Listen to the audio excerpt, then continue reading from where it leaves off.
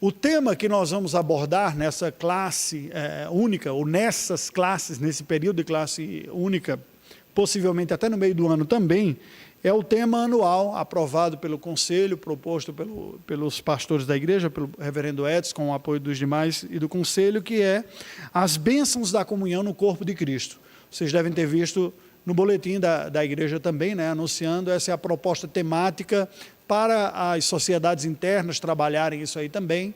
E em classe de escola dominical, a nossa compreensão é que o grande desafio que nós temos esse ano é resgatarmos a comunhão que ficou um bocadinho fragilizada pelo distanciamento social, pelo isolamento, até a dificuldade de dar um abraço do que a pandemia nos colocou. Então, vamos resgatar estes conceitos e estas verdades. Esta primeira aula tem como tema a singularidade da Santa Comunhão da Igreja. O que é específico ou especial ou diferente quando nós estamos falando da comunhão da igreja, não é? Há uma citação, uma referência feita ao reformador João Calvino. Ele diz: é possível que pecadores concordem sobre diversos temas, mas isso não é a comunhão da igreja. No máximo pode ser um conluio de pecadores, quando se junta e concorda com uma coisa que não for este produto que nós vamos olhar hoje e perceber, que é um pouco mais profundo do que simplesmente uma concordância. A comunhão da igreja tem uma dimensão mais profunda. E sendo assim, é que nós vamos dar início à nossa reflexão. Abra a sua Bíblia na primeira carta de Paulo aos Coríntios, capítulo de número 12. Já começar olhando um texto bíblico que nos lança luz sobre a compreensão da natureza da comunhão do corpo de Cristo. Estamos chamando da igreja, mas curiosamente nós percebemos que uma das imagens bíblicas para a igreja, usada na Escritura Sagrada, reforçada pelo apóstolo Paulo, mas que já vem desde o período do Antigo Testamento, da relação de comunhão entre Deus e o seu povo, o noivo com a noiva. Paulo também vai falar da igreja como o corpo de Cristo, especificamente é o conceito da nova aliança, porque nós vemos Cristo como cabeça da igreja. Ele vai falar isso aos Colossenses e chama a igreja de corpo. Isso nos apresenta uma realidade que em teologia nós chamamos da união mística com Cristo, que é muito mais do que simplesmente uma concordância, o estar junto, eu sou seu amigo, você é meu amigo. Há uma realidade de natureza transcendental, espiritual, que nos une sobrenaturalmente. Paulo vai explicar esta realidade até funcional na vida da igreja, a partir desta unidade espiritual, ao explicar a diversidade que há na vida da igreja, como sendo elementos de complementariedade do corpo de Cristo, como os membros que compõem o corpo. Vamos fazer uma leitura deste texto, 1 Coríntios 12, versículos de 12 a 27. É uma porção bastante conhecida. Vamos ler de forma alternada. Eu lerei os versículos pares e vocês lerão os versos ímpares. 1 Coríntios 12, versículos de 12 a 27. Porque assim como o corpo é um e tem muitos membros, e todos os membros, sendo muitos, constituem um só corpo, assim também com respeito a Cristo.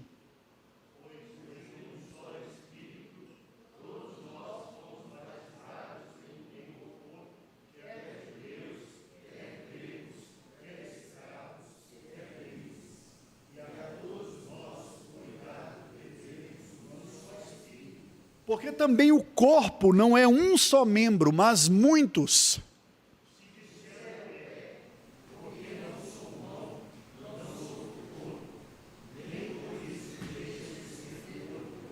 Se o ouvido disser, porque não sou olho, não sou do corpo, nem por isso deixa de o ser.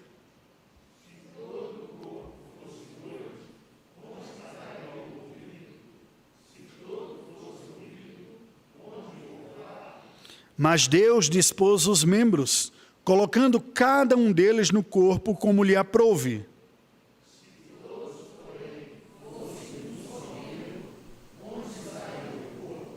O certo é que há muitos membros, mas um só corpo.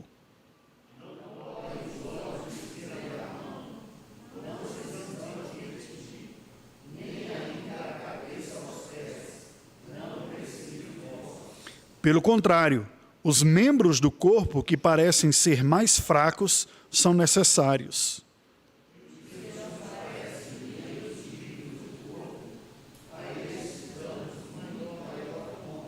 Também os...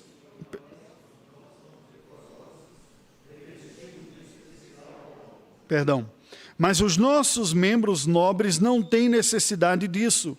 Contudo, Deus coordenou o corpo, concedendo muito mais honra àquilo que menos tinha.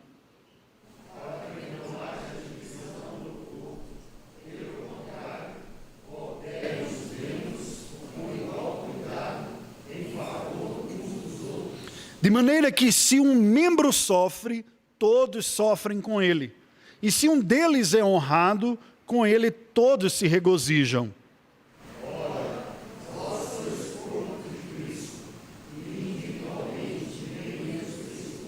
Amém.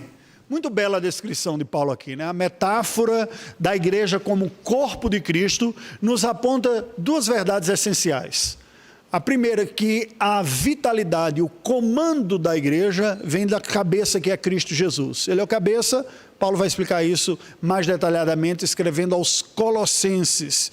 E nós experimentamos uma comunhão e uma unidade em meio à diversidade ao estarmos compondo o corpo de Cristo e ligados a Cristo Jesus. Em outras palavras, é a nossa união com Cristo pela fé que produz o elemento de unidade, de proximidade, de comunhão da igreja. Esta figura do corpo, né? O corpo tem muitos membros, mas que se interrelacionam a todos os organismos, né? No nosso corpo, os sistemas respiratório, circulatório, digestivo, que conectam os órgãos que são interdependentes e cooperam como um todo. Esta imagem é a imagem que a Escritura apresenta. Uma unidade fundamentada em Cristo, uma unidade de interdependência, de correlação. Então, tenhamos isso como a imagem de fundo para a nossa reflexão nesta manhã. Nós temos algumas perguntas que vão nos guiar ao longo da nossa reflexão nesta manhã de domingo. Qual é a base bíblica da comunhão da igreja? A gente já começou pincelando aqui, né? Em que se caracteriza especificamente a comunhão da igreja do Senhor. Como a comunhão da igreja é singular, única, e não uma mera concordância. Não é simplesmente o fato de nós concordarmos, até mesmo porque algumas vezes vamos discordar. E a discordância entre nós não pode definitivamente afetar a comunhão. Como isso é possível, né? Nós vamos pensar um pouco a esse respeito. Qual é a natureza da comunhão da igreja e quem são os seus agentes? Quem age, quem opera para que esta comunhão ocorra. E por que chamamos de comunhão do corpo de Cristo? Não é? Que é o tema que nós estamos apresentando, poderia ter sido simplesmente da igreja, mas nós estamos apresentando na proposta de comunhão do corpo de Cristo. E quem são os agentes da Santa Comunhão, retomando o ponto aqui, como ela se executa? Quem está envolvido nesse processo, como é que ele se dinamiza no meio da igreja e como é que ele se processa. Então, com estas perguntas em mente, é que eu convido vocês para a gente, nesta manhã, pensarmos sobre este tema, a singularidade da Santa Comunhão da igreja, ok?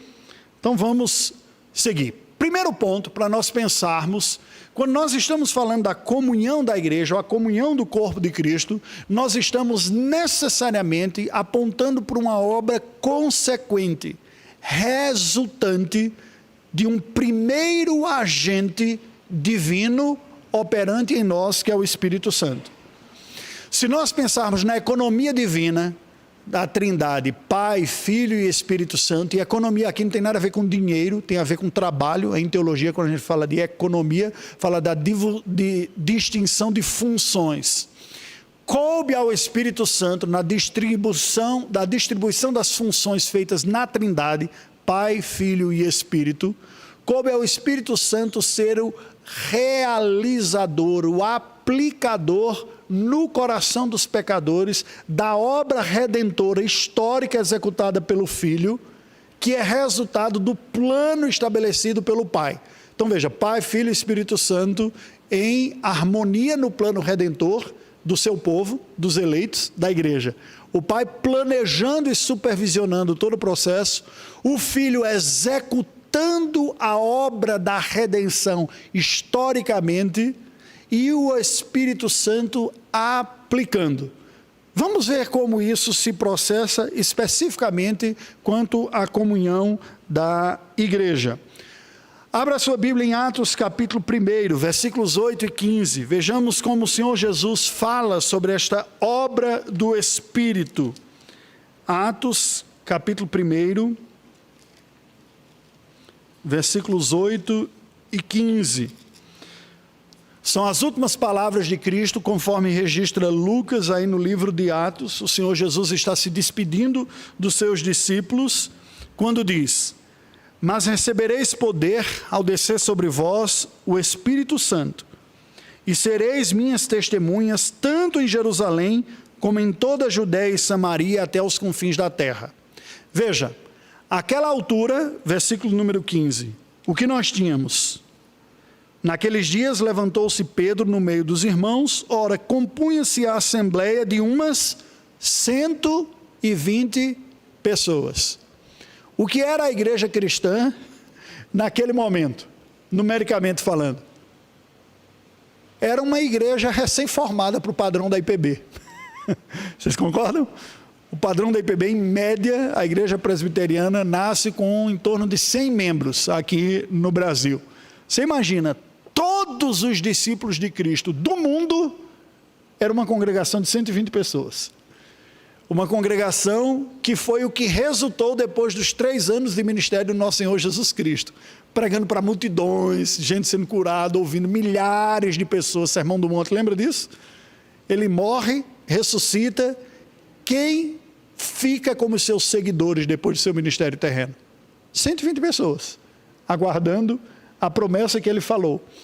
E aqui é importante nós entendermos porque Cristo, que desenvolveu o seu ministério terreno, disse para a igreja o seguinte, esta igreja de seus discípulos, né? Aqueles que permaneceram após sua morte e ressurreição. Ele disse, o que eu farei, o que eu continuarei a fazer, é isso que Lucas registra no início do livro de Atos, será uma obra muito mais gloriosa do reino, a implantação e a expansão do meu reino. E para isso mesmo, vocês vão receber uma capacitação sobrenatural e espiritual sem precedentes, que a minha igreja, o meu povo, até então não tinha recebido. A medida da graça do Espírito Santo na nova aliança é superior à antiga, mas ela ainda não foi dada. Jesus diz, fiquem em Jerusalém, e esse revestimento e essa capacitação espiritual virá do Pai, do alto. É isso que ele está falando aqui nos versículos 8 e 15. Esses 120 discípulos aguardam uma promessa que é antiga. Na verdade, as palavras de Cristo estão pontuando na história, dizendo, vai ser essa geração quem vai experimentar. Mas promessas que já eram profetizadas pelos profetas do Antigo Testamento há séculos atrás. Vamos dar uma olhada no texto bíblico de Ezequiel 36, versículos de 22 a 27. Ezequiel 36, eu acho esse texto um dos mais belos do Antigo Testamento, um dos mais evangélicos, no sentido de evangelho mesmo, da plenitude da igreja. Olha como Deus anuncia, é uma porção longa que começa no versículo 16 e vai até o final, mas eu gostaria de destacar o coração aqui, e do coração ainda pegar a veia central, que são os versículos 25 e 26. Olha o que nos diz. Dize, portanto, a casa de Israel, é profeta do Antigo Testamento, está falando a casa de Israel. Assim diz o Senhor Deus, não é por amor de vós que eu faço isto, ó casa de Israel, mas pelo meu santo nome, que profanastes entre as nações para onde fostes. Lembra Ezequiel, profeta do cativeiro, o povo foi levado cativo, Deus está dizendo, o que eu vou fazer espiritualmente com vocês, não tem nada a ver com vocês não são essas coisas bonitinhas que vocês pensam que são, não. Recado que continua sendo necessário ser dito até os dias de hoje. Tem muito crente que acha que é uma massa de barro melhor do que a outra massa de barro de quem não é igreja. Precisa lembrar da mensagem dos apóstolos que diz: aquele que pega a mesma massa de barro, um faz vaso para honra e o outro faz vaso para desonra. Tem nada a ver com sua qualidade. Não é porque você gosta de ler Bíblia, orar e não cometer pecado que você... Então Deus olhou e disse: essa pessoa é muito boa para ser meu filho. Deus está dizendo claramente, não tem nada a ver com quem vocês são. Não é? Vocês profanaram o meu nome entre as nações, não tem nada a ver com a qualidade de vocês. Tem a ver com o meu nome, com a minha identidade, com a minha glória, com o meu plano de ser exaltado no mundo através de pecadores que eu amo e eu resgato. Sou eu o personagem central aqui. A gente precisa lembrar disso sempre, né? Com certeza. Especialmente quem é religioso. Porque quem não é, diz: não, eu sou da pá virada mesmo. Não tem esse tipo de problema. Mas o religioso tende a se achar melhor. Versículo de número 23. Olha o que Deus diz: vindicarei a santidade do meu grande nome, que foi profanado entre as nações, o qual profanaste no meio delas. As nações saberão que eu sou o Senhor, diz o Senhor Deus, quando eu vindicar a minha santidade perante elas. O que é que Deus está dizendo? Eu vou ser conhecido e louvado dentre as nações, coisas que vocês não ajudaram a mudar. Vocês não ajudaram a tornar o meu nome louvado e exaltado no meio dos povos. Mas eu farei isso. Eu farei isso através de vocês. Como? Versículo 24. Tomar-vos-ei de entre as nações e vos congregarei de todos os países e vos trarei para a vossa terra. Historicamente, o retorno do cativeiro. Espiritualmente, a capacidade divina de atrair os seus espalhados pelo mundo para si.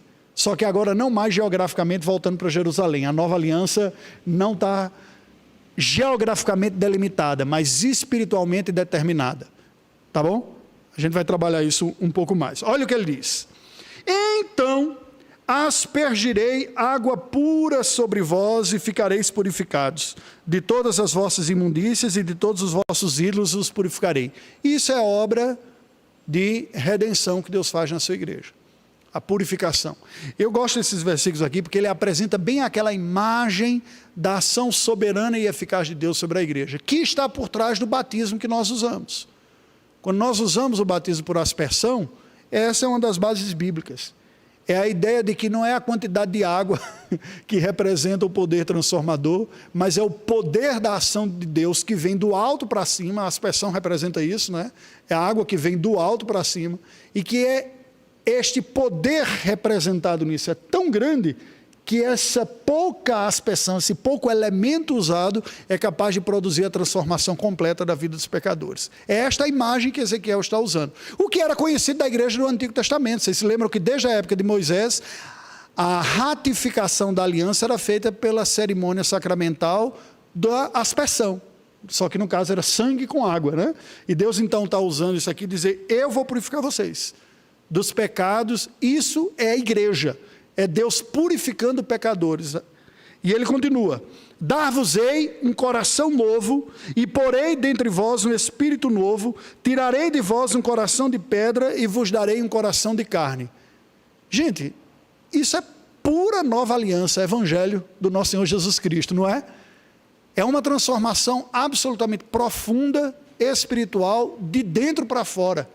Muito menos ritualista, muito menos processual, com regrinha do que pode e o que não pode, e muito mais uma transformação impossível ao homem produzir pela sua força, mas possível a Deus de fazê-lo. Mudando o coração, mudando a disposição da mente, inclinação do coração. E aí vem a santidade, como resultado dessa transformação espiritual.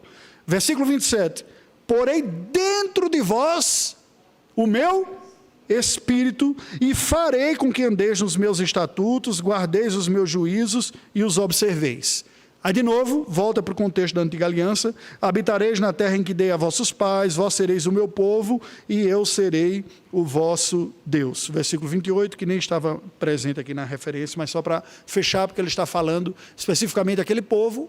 Há uma última restauração desse remanescente de Israel com a volta do cativeiro. Deus atrai esse povo para si, uma nova comunidade judaica se forma, mas que entra em declínio também nos dias do Antigo Testamento. Então, gente, o que a gente precisa entender? Há uma promessa desde os dias da Antiga Aliança de que Deus derramaria do seu Espírito em um nível muito mais profundo do que os crentes da Antiga Aliança experimentavam. experimentando transformações mais profundas da sua mente, do seu coração, das disposições, capacitando o povo da agora nova aliança a uma vida nova que reflita melhor quem Deus é. Vamos seguir um pouco mais. O Espírito Santo na nova aliança em Cristo. Agora olha como a nova aliança explica isso e como o Senhor Jesus aborda. João capítulo de número 15. João capítulo número 15. Versículo de número 26. Quando, porém, vier o Consolador, que eu vos enviarei da parte do Pai, o Espírito da verdade que dele procede, esse dará testemunho de mim. Então Jesus está claramente dizendo, lembra que ele diz, não vos deixarei órfãos, enviarei um outro Consolador. Não é? Ele diz, quando ele vier, ele vai dar testemunho de mim. Ele vem da parte do Pai.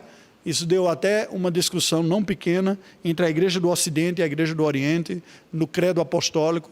Creio no Espírito Santo, né, que veio da parte do Pai e do Filho. A expressão em latim, filioque. Então o Senhor Jesus está dizendo, esse é o que testemunhará de mim. No capítulo 16, alguns outros versículos, 7, 13 e 14. Olha o que nos diz. Mas eu vos digo a verdade, convém-vos que eu vá, porque se eu não for, o Consolador não virá para vós outros. Se, porém, eu for, eu vos enviarei. Versículo 7. O que o Senhor Jesus está dizendo? Lembre, os discípulos estão convivendo com ele, já está no final do seu ministério, ele está anunciando que vai terminar o seu ministério terreno aqui, ele vai morrer, vai ressuscitar e vai voltar para a glória celestial de onde ele veio. Ok? De onde ele veio. E aí fica aquele, mas e a gente? Nós vamos ficar aqui, ao Deus dará? Nós vamos ficar solto para fazer tudo isso que você está dizendo que a gente tem que fazer? Ele disse, não, virá um outro do mesmo calibre que eu. A palavra que é traduzida por outro no Novo Testamento, há duas palavras na língua grega. Essa daqui é um outro de equivalência e não outro de diferença. Entendeu? Ah, pastor, você viu fulana? Ela não está namorando mais com Paulinho, não. Está namorando com uma outra pessoa. Então, é um outro diferente. Aqui não é um outro diferente de natureza. Não é? É um outro de equivalência. Ele diz, é um semelhante a mim. É Deus também e que estará com vocês também. Como foi que Jesus foi anunciado pelo João, pelo Evangelho, pelo anjo lá no início do Evangelho? E ele será conhecido como Emanuel, Deus conosco, não é isso? O que é que Jesus está dizendo? Virá um outro equivalente.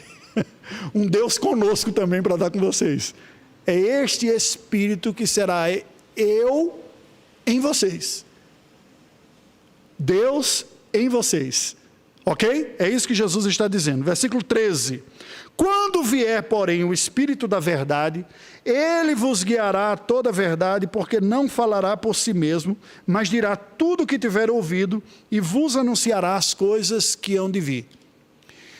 Esse Espírito guiará o povo na palavra de Deus. De novo, não parece as palavras de Ezequiel? Colocarei as palavras no teu coração, as escreverei, vocês serão guiados por estas palavras. Este é o ministério do Espírito, de implantar esta palavra dentro do coração. Gente, como nós precisamos disso? Como nós precisamos desta graça? Eu me lembro, eu estou preparando uma série de vídeos devocionais curtinhos aí também, né, que a gente solta aí todo dia para vocês. Eu não sei se é nessa semana ou é na próxima, que uma das partes, o Stuart Olyott, ele diz o seguinte: não ouse abrir a Bíblia sem antes orar. Dizendo, Senhor, fala comigo, para despertar em você aquela consciência que você precisa da ação de Deus, não só o conhecimento racional desse conteúdo, mas essa ação de trazer essas verdades para dentro e produzir essa mudança. E depois ele diz, e não ouse fechar enquanto você não encontrar o Senhor Jesus no texto bíblico que você está lendo. Muito interessante, né? Eita, são lições importantes para a nossa vida. É precisamente isso. Versículo número 14. Olha o que Jesus disse. Ele me glorificará, porque há de receber do que é meu e vou-lo há de anunciar. O ministério do Espírito Santo, como já foi bem dito por alguém, é o ministério do holofote. Sabe o holofote? Aquela lanterna imensa que no teatro usa para lançar toda a luz no personagem central que está atuando naquele momento. O ministério do Espírito Santo não é um ministério de autoglorificação. Quando as pessoas ficam falando demais no Espírito Santo, desconfie. É mais barulho do que a ação do Espírito Santo.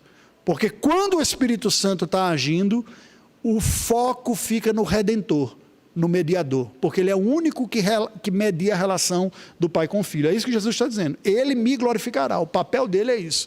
A gente percebe a ação do Espírito Santo no ministério, numa pregação, na vida de uma pessoa e na nossa própria vida, proporcionalmente à capacidade que nós temos de abraçar Cristo, de crer nele, de confiar nele, de depender dele, de segui-lo, o mediador. Perceba, quando há muita ênfase na relação humana, na responsabilidade, ou no próprio Espírito Santo, ou em alguns outros, você está perdendo o único ponto de ligação de Deus com os homens, que é Cristo. O foco é no mediador, é isso que Jesus está nos apontando.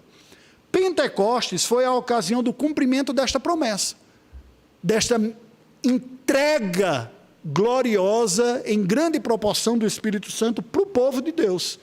Veja, eu sigo na linha, há uma certa divergência aqui entre os teólogos, eu sigo na linha daqueles que acreditam que o Espírito Santo sempre esteve no povo de Deus.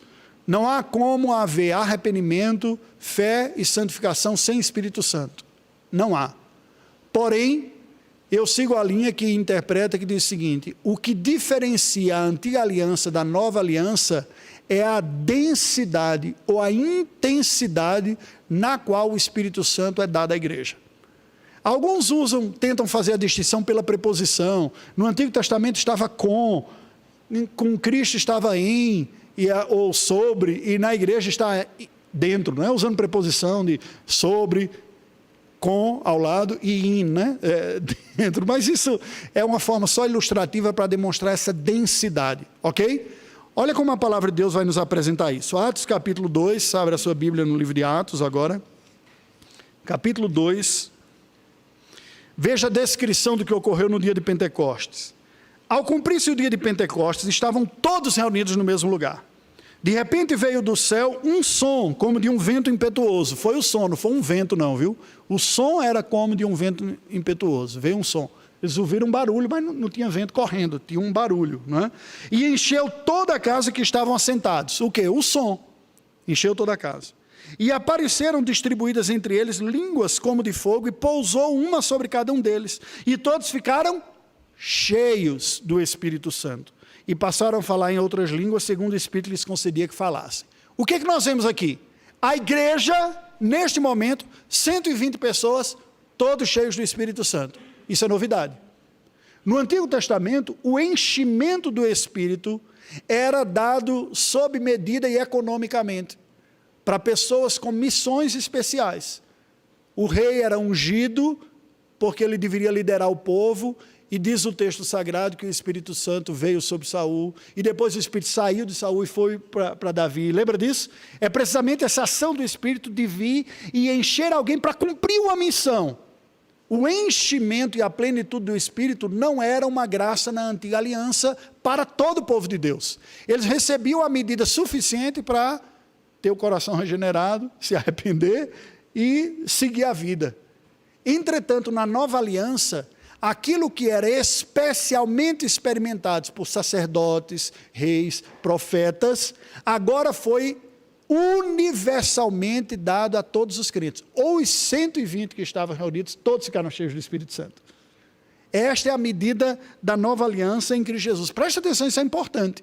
Porque tem gente que até hoje fica fazendo diferenciação, né? E diz, se você não falar em língua, você não tem o Espírito Santo naquela mesma quantidade dos outros. Aqui foi um cumprimento, inclusive, missiológico. Não é à toa que o sinal do derramar do Espírito na nova aliança foi com línguas. O que é que Deus está dizendo? O que eu estou fazendo a partir de agora é muito maior do que vocês experimentaram como um único povo e uma única língua. Eu vou alcançar o mundo com esta graça. E a evidência é que as pessoas falaram em diversos idiomas e dizem, eita, o negócio agora transbordou. Não é só judeu, não é só hebraico, é para o mundo todo. E Deus trouxe no dia de Pentecostes pessoas que estavam espalhadas pelo mundo, precisamente por causa da festa para ir para Jerusalém. Na sequência, vocês encontram essa narrativa. Versículos de 14 a 18, olha Pedro explicando. Então se levantou Pedro com os 11 e erguendo a voz advertiu-os nestes termos: varões judeus e todos os habitantes de Jerusalém, tomai conhecimento disto e atentai nas minhas palavras. Estes homens não estão embriagados como vindes pensando, sendo esta a terceira hora do dia. Mas o que ocorre é o que foi dito por intermédio do profeta Joel. E acontecerá nos últimos dias, diz o Senhor, que derramarei do meu espírito sobre toda a carne. Vossos filhos e vossas filhas profetizarão, vossos jovens terão visões e sonharão os vossos velhos. Até sobre os meus servos e sobre as minhas servas derramarei do meu espírito naqueles dias e profetizarão. Ok? O que é que nós vemos? Precisamente o que comentávamos aqui anteriormente. A nova aliança é inaugurada e experimentada com esta medida maior do Espírito universalmente distribuído para o povo de Deus. E veja que, hierarquicamente, ele diz, não é agora uma posse de pessoas especiais em missões especiais. Até sobre o meu servo e a minha serva, eu vou derramar no meu Espírito. Gente, isso é uma coisa belíssima, porque esta é a verdadeira democratização ou socialização espiritual que a igreja experimenta. Creu em Cristo, tem o mesmo Espírito e a mesma medida capacitadora. Preste atenção, você que às vezes se acha fraco, com pouca capacidade de articular a fé, de dar testemunho de Cristo, você tem a mesma fonte de poder que o melhor pregador que você já ouviu até os dias de hoje. É o Espírito Santo derramado sobre a igreja do Senhor. É claro que os dons são diferentes, mas a fonte é que nós não podemos esquecer. Nós temos esta fonte em nós, o Espírito. Como Paulo falou no texto que nós abrimos a aula hoje, em 1 Coríntios 12, todos nós somos batizados neste Espírito. Literalmente, a língua grega, imergidos, mergulhados neste Espírito. Não foi só umas gotinhas. Nós recebemos uma medida abundante dele.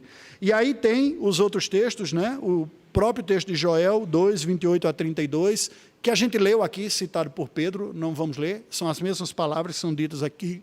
O texto de Jeremias 31, de 31 a 34, que é citado, por sua vez, em Hebreus 8. Vamos ler o de Hebreus, porque ele já comenta também. É a mesma citação, você pode conferir em casa depois. O texto de Jeremias 31, 31 a 34, ele está sendo descrito aí em Hebreus 8, de 6 a 13. Olha como nos é dito. Agora, com efeito, obteve Jesus ministério muito mais excelente. Ele está comparando a antiga aliança com a nova. O de Cristo é muito mais excelente.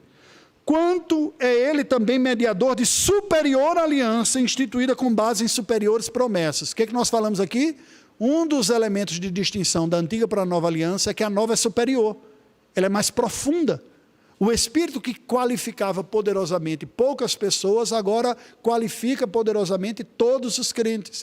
É uma aliança superior, está com todos nós. Porque se aquela primeira aliança tivesse sido sem defeito, de maneira alguma estava sendo buscado lugar para uma segunda. A antiga aliança era uma espécie de ensaio, de preparo para a coisa boa mesmo que viria com a antiga aliança depois da morte e ressurreição de Jesus Cristo. Pleno, abundante, universal, sobre todos os que creem e para alcançar pessoas de todos os lugares. E aí ele cita, porque, e de fato, repreendendo-os diz, eis aí vem dias, diz o Senhor, que firmarei uma nova aliança com a casa de Israel e com a casa de Judá, não segundo a aliança que fiz com seus pais, no dia em que os tomei pela mão para os conduzir até fora do Egito, pois eles não continuaram na minha aliança e eu não atentei para eles, diz o Senhor. Porque esta é a aliança que firmarei com a casa de Israel depois daqueles dias, diz o Senhor. De novo, olha só. Na sua mente imprimirei as minhas leis, também sobre o seu coração as inscreverei, e eu serei o seu Deus e eles serão o meu povo. E não ensinará jamais cada um ao seu próximo, nem cada um ao seu irmão, dizendo, conheço o Senhor, porque todos me conhecerão, desde o menor deles até o maior. Pois para com as suas iniquidades usarei de misericórdia e dos seus pecados jamais me lembrarei. Quem executa isso? O Espírito Santo na vida da igreja na nova aliança.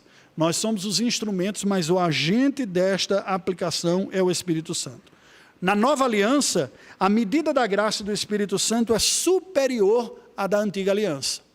é isso que temos falado. Vamos dar uma olhada aí em 2 Coríntios 3.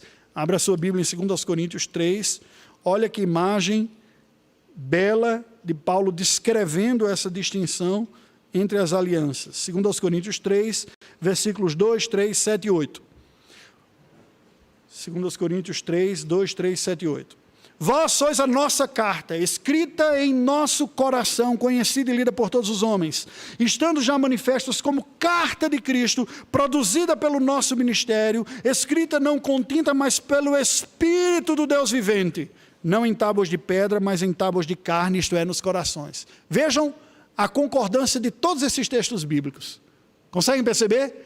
A antiga aliança, a palavra de Deus era reconhecida como a verdade objetiva que está fora de nós, que foi dada fisicamente nas pedras, simbolizada, os 10 mandamentos representando toda a lei. Era referência objetiva. Deixou de ser? Não.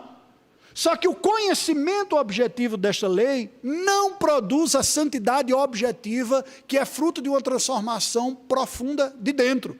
Paulo está dizendo, agora na nova aliança em Cristo, a lei objetiva dada por Moisés é sobrenaturalmente, cirurgicamente implantada dentro do nosso coração. Sabe uma pessoa que faz uma cirurgia de coração? Tira esse coração que está dando problema aqui e pega um novo. Metaforicamente, para explicar, é o que ocorre abundantemente na nova aliança em Cristo. É esse novo coração, é um livro muito mais eficaz em acolher a lei de Deus. É a realidade da igreja na nova aliança. Versículos 7 e 8. Temos, porém, este tesouro, e se o ministério da morte, gravada com letras em pedras, se revestiu de glória, a ponto de os filhos de Israel não poderem fitar a face de Moisés, por causa da glória do seu rosto, ainda que desvanecente, como não será de maior glória o ministério do Espírito? Ok? Qual é o contraste que Paulo está fazendo aqui? Preste atenção, volto a dizer. Não que o Espírito Santo não operasse no Antigo Testamento, mas a ênfase do Antigo Testamento é a verdade de Deus para santificar a sua vida está objetivamente dada na lei de Moisés. Estude, cumpra. O Novo Testamento está dizendo, a verdade objetiva de Deus para santificar a sua vida está objetivamente dada na lei de Moisés, que agora é implantada muito mais profunda e ricamente no seu coração, pela obra muito mais profunda e abundante do Espírito sobre todos os crentes da nova aliança. Este é um dos motivos, creio eu, aí é uma interpretação minha, porque na nova aliança em Cristo, o ritual é muito mais simples, os objetos litúrgicos são bem mais restritos, porque é o poder transformador que é muito maior. Você precisa de menos recurso pedagógico externo, porque você tem uma capacidade de eficácia interna muito maior. Antes, a necessidade dos recursos pedagógicos era maior. Olha o candelabro, olha a luz, olha o sacerdote, olha o sacrifício, olha para tudo isso, para estar lembrando e aprendendo e vendo e com uma luta. No Novo Testamento, em Cristo Jesus, o poder do Espírito de gerar esse convencimento, essa transformação é muito maior. Isso deu à igreja uma agilidade sem tamanho e incomparavelmente superior ao judaísmo. Como disse o Luiz Felipe Pondé, ninguém segura os evangélicos, porque basta uma Bíblia aberta e umas cadeirinhas de plástico. E aí você prega exatamente por causa dessa promessa do Espírito Santo aqui. Você não precisa de toda aquela parafernália para a igreja de Deus acontecer. Vamos lá. Seguindo. Quais os resultados desta ação do Espírito Santo na igreja apostólica? Atos 2, ainda em Atos 2. Vamos voltar para Atos 2 e ver como lá naquele dia de Pentecostes, estas diferenças já começaram a ser processadas. Atos 2:37. Ouvindo eles estas coisas, compungiu-se-lhes o coração e perguntaram a Pedro e aos demais apóstolos, que faremos, irmãos? Gente, não vai dar tempo para a gente ler todos os versículos não, mas aqui ó, em João 16, Jesus continua falando do ministério do Espírito, de trazer a palavra, de convencer o homem do pecado, do juízo, do perdão. Em 1 Coríntios 14, versículos 24 e 25, Paulo está dizendo quando a palavra é pregada, ou seja, quando ocorre profecia na vida da igreja, olha só. Porém, se todos profetizarem, entrar algum incrédulo ou indouto, é por ele é ele por todos convencido e por todos julgados. Tornam-se-lhes manifestos os segredos do coração, e assim, prostrando-se com a face em terra, adorará a Deus, testemunhando que Deus está de fato no meio de vós. Eu sigo a linha da interpretação, que o dom de profecia da nova aliança é a pregação poderosa da palavra do Senhor. E não é exatamente isso que nós experimentamos como cristãos? Quantas vezes eu não vi ao longo da minha vida e do meu ministério, pessoas procurarem depois do sermão e dizer: pastor, parece que você estava falando para mim, só faltou dizer o meu nome, foi para mim, eu fui profundamente convencido. Você está vendo o que está acontecendo comigo? Digo, não, é este o ministério do Espírito, de pegar esta palavra e profundamente aplicar ao coração, desnudar as lutas internas e mostrar Cristo como a solução para os nossos problemas. É esta ação do Espírito que a palavra de Deus nos diz. O Espírito Santo em todos os crentes e a fé na nova aliança. Versículos 38 e 39 de Atos 2. Aí respondeu Pedro, aquela pergunta: o que nós faremos? O coração apertado. Eles ouviram o sermão e Pedro diz: arrependei-vos e cada um de vós seja batizado em nome de Jesus Cristo para a remissão dos vossos pecados e recebereis o dom do Espírito Santo. Olha como Pedro tem a compreensão de que a graça da nova vida é fruto da dádiva, do dom do Espírito que é concedido àqueles que se arrependem e creem. Não é? Na verdade, o próprio arrependimento e a fé já é o Espírito trabalhando neles. Pois para vós outros é a promessa, vós quem? O povo da aliança, os judeus dispersos que estavam reunidos em Jerusalém naquele dia lá. Para os vossos filhos, os filhos da aliança, continua valendo o princípio. Não é? Filho da aliança tem essa promessa também. Agora olha o que tem mais aqui. E para todos os que ainda estão longe, isto é, para quantos o Senhor nosso Deus chamar. Isso é nova aliança em Cristo. Não é só para a descendência de Abraão, é para uma nova descendência de Abraão, muito mais ampla, abrangente, que Deus está começando a chamar agora. O que está ocorrendo hoje aqui é só uma amostra do que Deus vai fazer até Jesus voltar. Ele vai recolher as primícias do mundo pela sua obra. Essa verdade, queridos, Paulo vai explicar em Gálatas 3, de 6 a 9, dizendo que os verdadeiros filhos de Abraão são a descendência da fé, são que creem no Evangelho. Ele vai dizer aqui que Deus pré-anunciou o Evangelho a Abraão, quando disse: em ti serão benditas todas as famílias da terra. Ele vai dizer ainda nos versículos 13 e 14, que Cristo nos resgatou da maldição da lei, sendo Ele mesmo feito maldição em nosso lugar. E ele conclui dizendo: para que a bênção de Abraão chegasse aos gentios, em Jesus Cristo, a fim de que recebêssemos pela fé o Espírito prometido. De novo, percebe? Qual é a bênção de Abraão, gente? Qual é? Pensa um pouquinho, qual é a grande bênção de Abraão? Deus chama Abraão e diz: Abraão, sai da tua parentela, da casa dos teus pais, vai para a terra que eu te mostrarei, se tu uma bênção, farei de ti uma grande nação, o teu nome será honrado, eu serei o teu Deus, eu andarei contigo. A grande bênção prometida é a presença de Deus na vida de Abraão, e através dele, essa presença ser experimentada pela sua descendência. No Antigo Testamento, especialmente uma descendência física, não exclusivamente, especialmente. Na nova aliança em Cristo, a pura descendência espiritual, sem os laços sanguíneos determinantes, mas com os laços espirituais. É o Espírito Santo, Paulo explica aqui, o Espírito Santo recebido pela fé, que foi prometido. É esta a realidade. Em Filipenses 1, 27 diz: vivei de modo digno do Evangelho de Cristo. 1 Tessalonicenses 2, 13 vai dizer que a palavra de Deus está operando eficazmente em vós, ministério do Espírito. Vamos seguir. O Espírito Santo é o agente aplicador da obra de Cristo sacramentalizada no batismo. Veja que, para nós que somos reformados, a nossa teoria do sacramento, a nossa teologia sacramental é singular. Existem 4 posições sacramentais. Uma posição de transformação da natureza dos elementos, a transubstanciação, que é esposada pela Igreja Católica. Cristo se manifesta presente no sacramento de tal maneira que ali é o próprio Cristo, por isso que se adora a hóstia. A posição luterana, que é uma presença espiritual, o elemento continua sendo físico, mas o próprio Cristo é comunicado por estes elementos, tanto da graça redentora pelo batismo, quanto da permanência da virtude da sua presença pela ceia. A posição simbólica, que é a de Zwinglio, e que é adotada pelas igrejas batistas, que é um mero símbolo, você só está lembrando, e a posição reformada é uma específica. Ele diz, o que o sacramento faz é apontar para uma realidade experimentada espiritualmente que é selada pela participação sacramental. Estes dois verbos são essenciais para você entender a visão reformada do sacramento. Simboliza e sela. Não é só símbolo, mas não é uma instrumentalização do próprio Cristo presente. É um selo, uma marca, Deus se utiliza.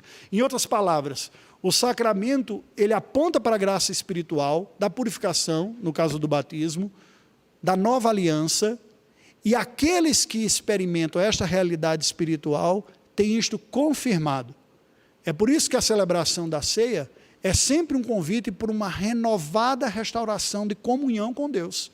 É o momento para a gente confessar pecado, para dizer, Senhor, toma a minha vida, ela é tua.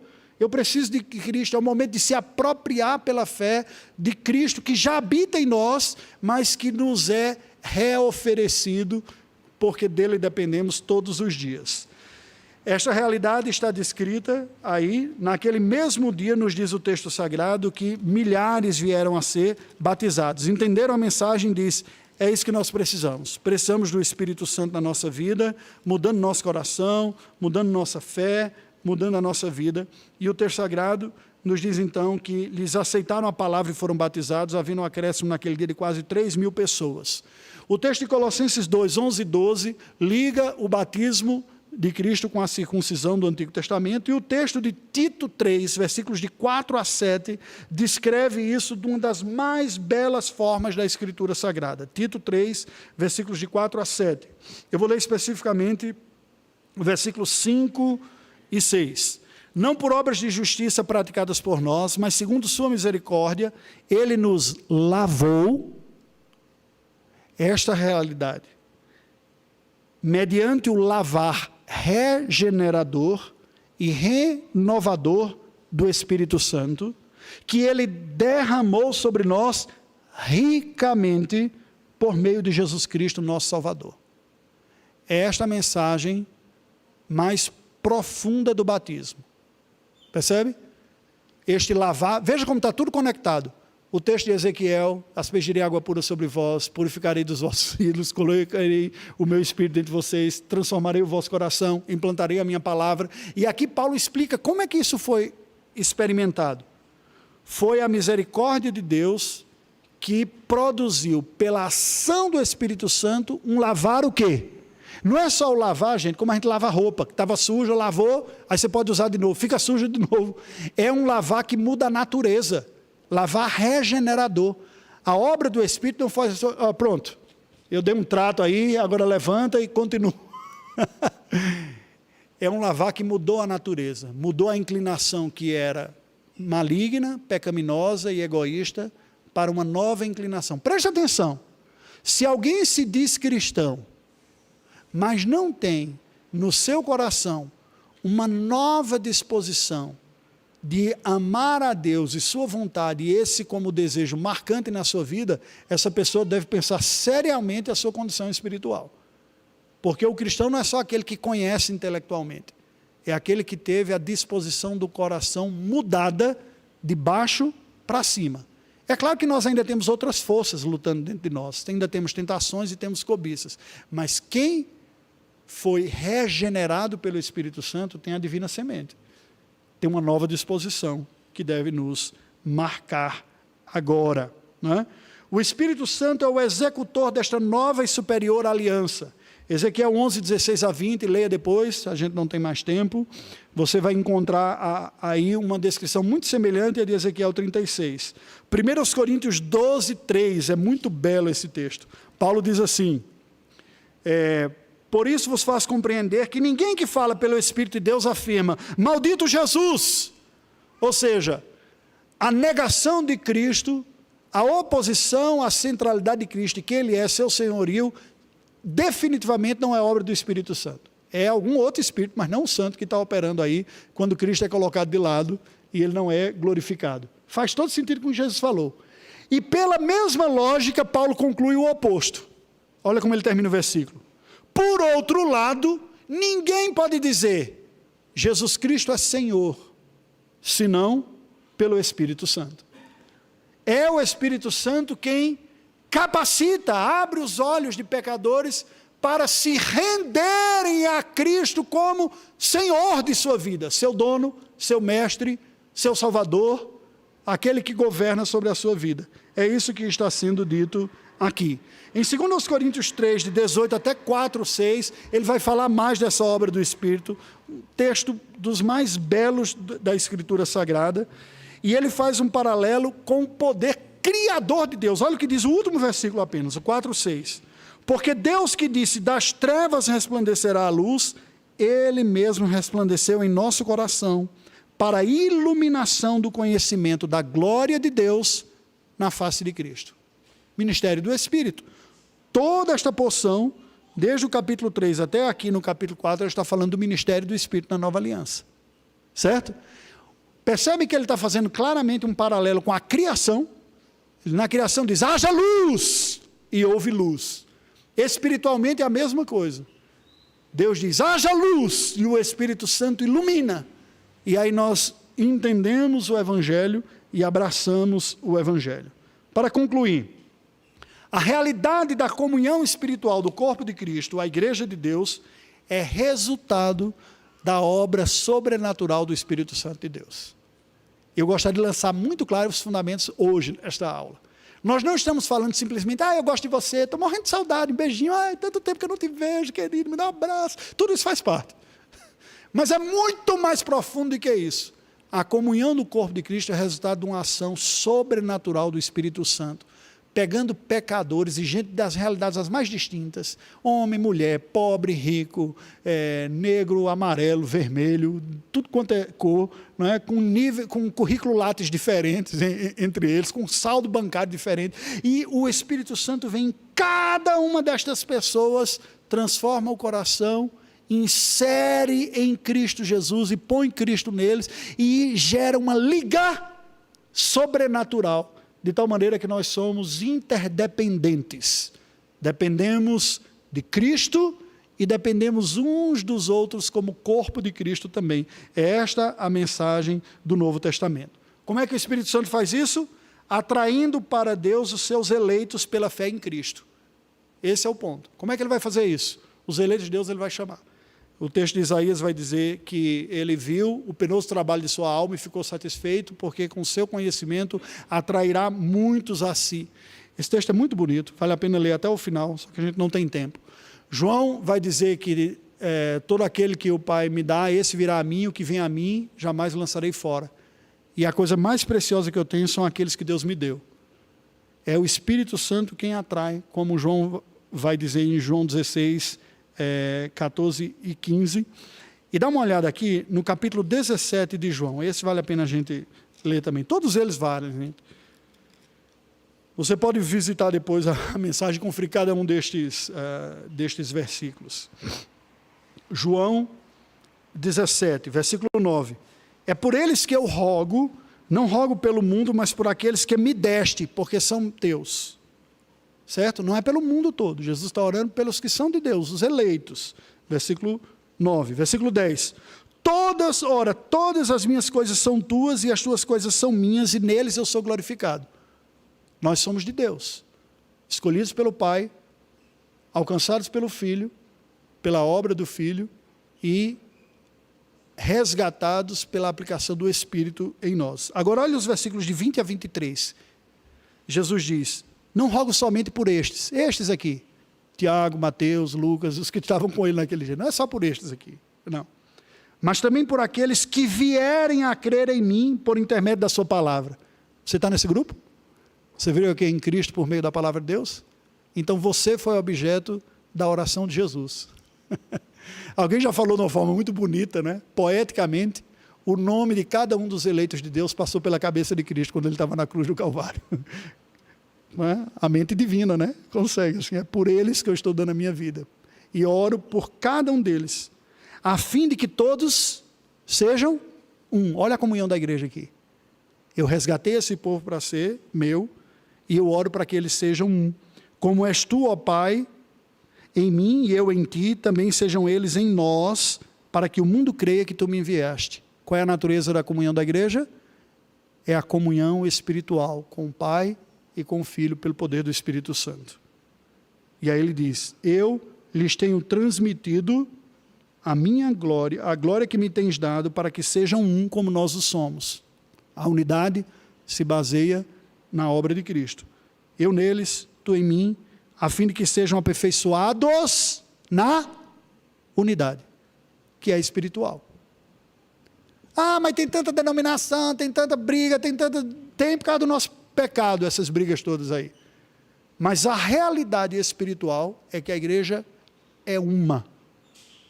Todos salvos pela obra de Cristo, todos em quem o Espírito atua, aplica e convence. Eu vou retomar isso, não vale a pena correr na conclusão aqui, não. Eu vou retomar na próxima semana. A gente começa a partir desse ponto, gerar a unidade espiritual da igreja, é a segunda obra. A comunhão dos cristãos é, portanto, uma expressão visível da unidade invisível da igreja, que é o corpo de Cristo. Mas nós vamos recomeçar na semana que vem, a partir dessa página da conclusão, tá bom? E assim a gente conclui. O que é que a gente vai tratar a semana que vem? Pela graça do Senhor, aula 2, enfrentando os desafios práticos da comunhão da igreja.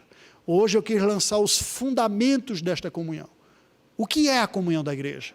A comunhão da igreja é o resultado visível da realidade invisível e sobrenatural da unidade do corpo de Cristo.